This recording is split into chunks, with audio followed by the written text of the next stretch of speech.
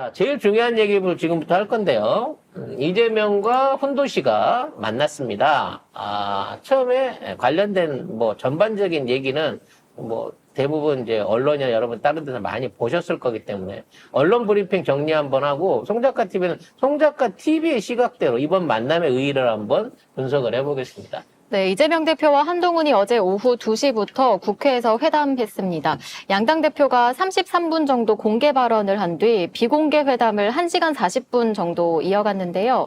회담 후 양당 수석 대변인이 발표한 공동 발표문 내용을 보면 양당은 정부에 추석 연휴 기간 동안 응급 의료 체계 구축에 만전을 기할 것을 요구하고 또 국회 차원에서의 대책 마련에도 합의했습니다. 그런데 최상병 특검법에 대해서는 국짐이 당내 논의를 한다는 이유로 합의하지 못했습니다. 아무것도 건진 게 없는 거예요. 지금 뭐 그 공동 발표문의 내용은 뭐 특별한 협의 기구를 설치하고 뭐 얘기를 한다 그랬기 때문에 근본적으로 양측이 합의돼서 뭘 하기로 한 건 하나도 없는 겁니다. 주목을 해야 되는 거는 사전 30분 동안 있었던 공개 발언이에요. 양당 대표의 공개 발언입니다. 이게 사실은 유일한 백미였다고 봐집니다. 일단 먼저 두 분이 이제 나란히 만남을 하고 섰는데, 자, 여기에서부터 이제 투샷이 좀 엉키기 시작해요. 왜 엉키냐면 일단 이재명 대표 공식 키가 170이고 한동훈이 180입니다. 좀 커 보이기는 한데, 약간 커 보이기는 한데 8cm 정도의 키 차이를 느낄 만큼의 어떤 그거는 아니었어요. 네. 이제 저 사진이 계속 짤로 돌고 있는데, 새끼 사다리 위에 올라가 있지? 뭐 이런 눈으로 보신다고 하는데, 제가 보기에는, 서는 자세를 보고 이렇게, 위치를 맞춰주시기 위해서 그러지 않았을까라고 좋게 생각 안 하겠어요. 아니, 근데 8cm 차이요? 예. 8cm 차이에다가 키높이 기본적으로 장착하고 있잖아요, 얘는. 키높이 구두를 신고 있잖아요. 그것까지 합치면 기본적으로 15cm 정도는 차이가 나거든요. 차이가 나야 되죠. 근데 15cm 차이로 보이나요? 아니, 그래서- 이국장하고 저하고 키 차이가 지금 한 그 정도 날 것 같은데, 우리가 섰을 때 이거보다는 훨씬 차이가 많이 나 보이거든요. 일단 그 정도 나면 상대방 정수리가 보여야 돼요. 그래, 제가 날 내려다본단 말이야. 근데 한동훈은 포즈가 왜 저래? 그래서 나는 이 포즈를 보고 이 포즈를 보고 이 한동훈의 정치 어떤 공식 데뷔나 마찬가지잖아요. 대국민을 상대로 해서. 나 이 포즈를 어디서 본 적이 있어. 이 개척교회 전도사님이 소개받기 직전에 이러고 서 있거든요.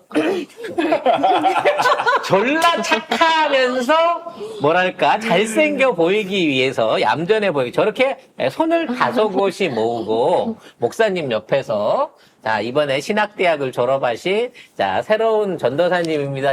그거 받을 때 딱 저렇게 서 있거든요. 딱 그 아우라예요 느낌이. 문제는 이제 단체 사진을 찍는데 요걸 수평으로 세우는 상태에서 과연 한동훈은 까치발을 들까 안 들까? 그게 또 천미의 관심이었는데 까치발을 못 드니까 목을 늘리는 어깨 높이고. 최대한 목을 늘리는 오늘 이게 단체 사진에서는 혼자서만 45분 보고 있어. 어렵다, 좀. 턱을 든다고 목이 늘어나지 않아요, 여러분. 저 자세는 그거 아니에요? 그 건강검진 하러 갔을 때, 폐 사진 찍을 때. 아, 그러네. 숨 들이쉬세요. 왜냐면, 갑바도 찍어야 갑바도 내밀어야 되거든.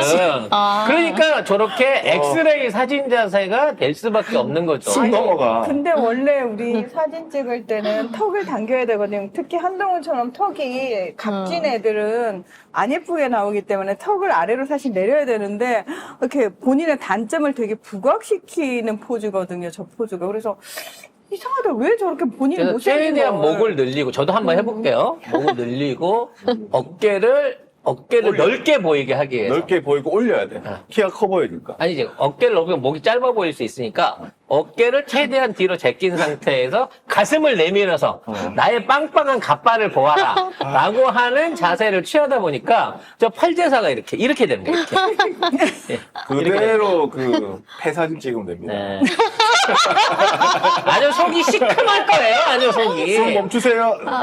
쓰세요. 그래서 외모 비하를 하고 싶은 생각이 그것 때문에 이렇게 말씀을 드리는 게 아니라 저는 그런 마음도 있어요. 이 상황에서까지 자기 자신을 남들한테 어떻게 보일까만을 신경 쓰고 있었다는 거예요. 아니 그거는 이런 상황을 따져가면서 그런 걸 할 수 있는 사람이 아니고 처음부터 끝까지 온통 머릿속에는 우리가 왜 말풍선, 생각풍선 그리잖아요. 그냥 얘는 나 잘나게 나오는 거, 내가 돋보이는 거, 관종 이거밖에 없는 사람이에요. 그러니까 저기서 내가 이 중에 제일 젊고 잘생기고 키 크게 나올 거야 라는 생각으로 저 사진을 찍었다는 거죠. 근데 뭐 얘기하다 보니까 좀 안타깝네. 자기가 못났다는 거 알고 있는 거잖아. 그렇지. 어. 그러니까 컴플렉스가 많은 사람인데 그걸 어떻게든 극복해 보려고 온갖 이게 저것이 사실 되게 노하우가 축적된 거거든요. 신발 키높이도 그렇고 이제 본인은 어떤 게 발편한 키높이인지 찾았을 거예요. 수많은 시행착오를 거쳐서 이걸 엄청 고민해야 알 수 있는 거예요.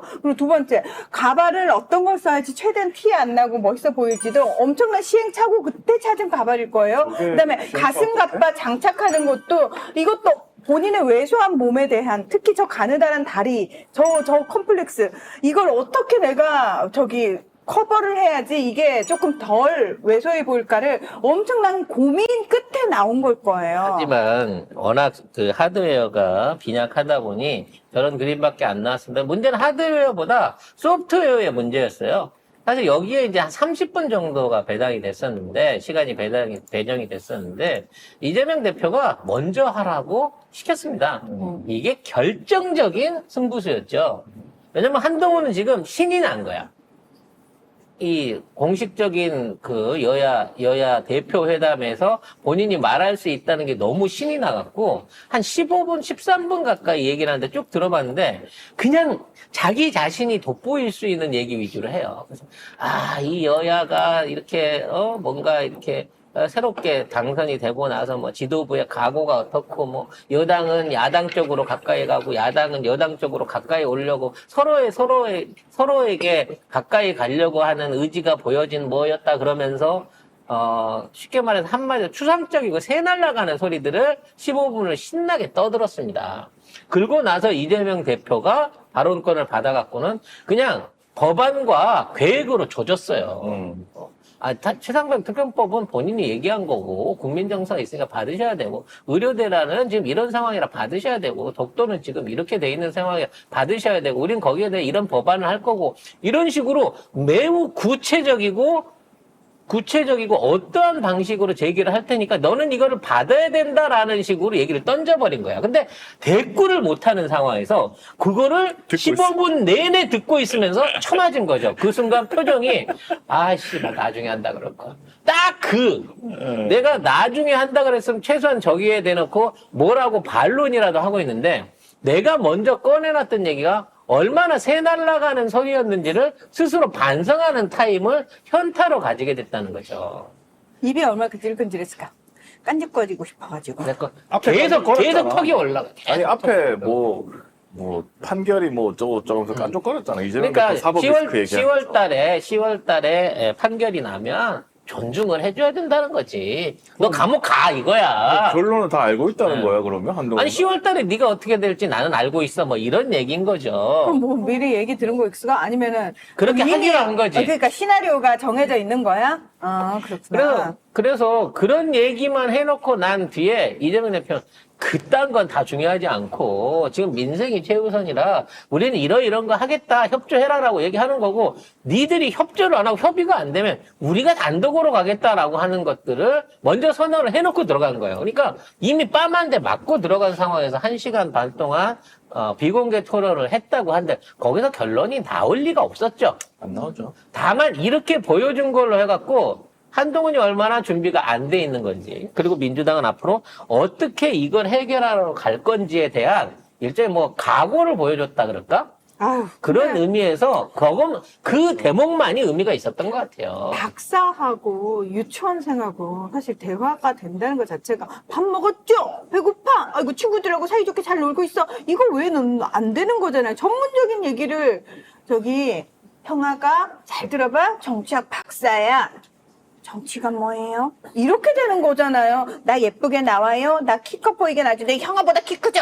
이러고 있는 거잖아요, 지금. 아니, 그리고 사업 리스크 그 얘기하는 건 좀 짜증이 났는데 한동훈도 10월 16일에 그 청담도 술자리 1심 판결 납니다. 근데 거기에서 과연 그 법정에서 그 법원이 아니 대통령하고 한동훈 행적을 밝히면은 논란이 사라질 거라고 얘기를 분명히 했어요. 근데 안 밝혔어. 어떻게 될지 두고 보자고. 그리고 이미 위자료 소송에서 졌기 때문에 그 손해배상 10억에서 졌기 때문에 이것도 증거 못 내놓으면 지는 거예요. 그리고 한동훈 댓글팀 의혹 지금 3개 수사기관에서 동시에 수사하고 있습니다.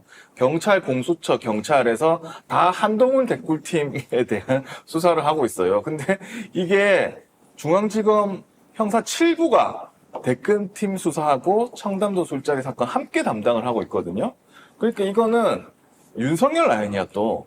그래서 윤석열이 한동훈의 목을 쥐고 있는 거예요. 따라서 윤석열이 건의는 빼고 한동훈 댓글 부대만 잡아내면 그럼 끝이야. 잡기도 쉬워. 건의한테 물어보면 되니까. 걔들 어디 있어? 그럼 다 연락처 있는 애들이니까. 원래 한 팀이었다 갈라졌잖아. 이렇게 해갖고 잡아서 증언 몇 개만 딱 갖다 붙이면 정치 생명 끊어버릴 수 있다는 거죠. 그렇게 되기 싫으면 지금 한동훈은 고민 많이 때려야 돼요. 지금 있는 상황에서 어떻게든 윤석열하고 갈라서야 됩니다.